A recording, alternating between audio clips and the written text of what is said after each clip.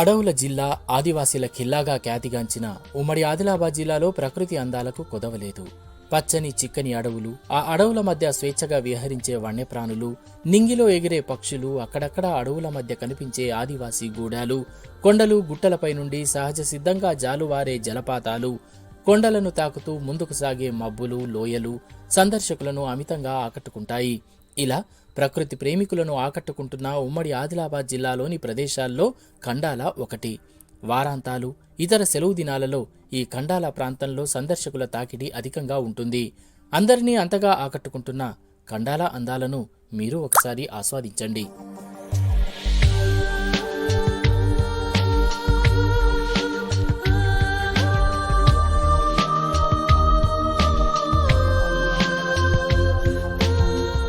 ఆదిలాబాద్ జిల్లా కేంద్రానికి సుమారు 25 కిలోమీటర్ల దూరంలో ఉన్న గిరిజనగూడెం ఖండాల.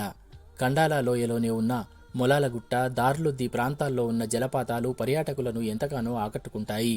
పచ్చని చెట్లతో నిండిన ఎత్తైన కొండల మధ్య ఈ జలపాతాలు ఉన్నాయి.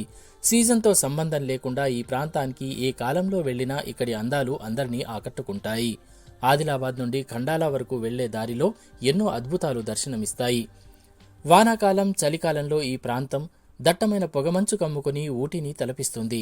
ఖండాల గుట్టపై నుండి కిందికి చూస్తే ఆదివాసీ గూడాలు చిన్న చిన్నగా అందంగా కనిపిస్తాయి. మొలాలగుట్ట, దార్లొద్ది జలపాతాలు ఈ ప్రాంత అందాలను మరింత రెట్టింపు చేస్తున్నాయి. ఇవే కాకుండా ఇంకా పలు చిన్న చిన్న జలపాతాలు ఈ ప్రాంతంలో కనువిందు చేస్తాయి. ఈ జలపాతాల అందాలను ఆస్వాదించాలంటే ఖండాల గ్రామం నుండి 1-2 కిలోమీటర్ల దూరం కాలినడకన వెళ్లాల్సిందే. ఖండాల ప్రాంతంలో చూస్తే ఆ గుట్ట పైన చూస్తే గనక కింద ఆ పంట పొలాలతో పాటు అక్కడ ఉన్నటువంటి చిన్న చిన్న పక్షులు, అట్లనే కాకుండా ఆ మనల్ని తాకుతూ పోయేటటువంటి మబ్బులు కూడా చూడొచ్చు. ఖండాల లోయలు, జలపాతాల వద్ద ఆదివాసీ గిరిజనులు పూజించే దేవీ దేవతలు, వారి ఆచారాలు కూడా ఆకట్టుకుంటాయి. వారాంతాల్లో, ఇతర సెలవు రోజుల్లో ఈ ప్రాంతం సందర్శకులతో కళకళలాడుతుంది. ఉమ్మడి ఆదిలాబాద్ జిల్లా నుండే కాకుండా పలు ఇతర జిల్లాల నుండి, పొరుగున ఉన్న మహారాష్ట్ర నుండి కూడా ఇక్కడికి సందర్శకులు వస్తుంటారు. ఖండాలలో హిల్ స్టేషన్ ఉంటుంది. అతి ఎత్తైన, అంటే భూమికి సుమారు 1000 మీటర్ల ఎత్తులో ఉంటుంది. జలపాతాలు ఉన్నాయి ఇక్కడ.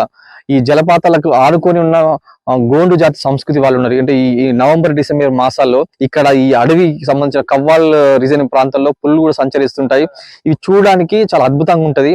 ఈ దారులు కూడా మంచి ఎట్లా అంటే నాజుక్ సోయగాలతోటి పక్కకి ఘాట్ సెక్షన్స్ ఎక్కువ ఉంటాయి. ఆ ఘాట్స్ నుంచి మనం చూస్తే కింది ప్రాంతాలు, లోతట్టు ప్రాంతాల్లో ఉన్న విలేజ్లు మనకి బహు సుందరంగా ఉంటాయి.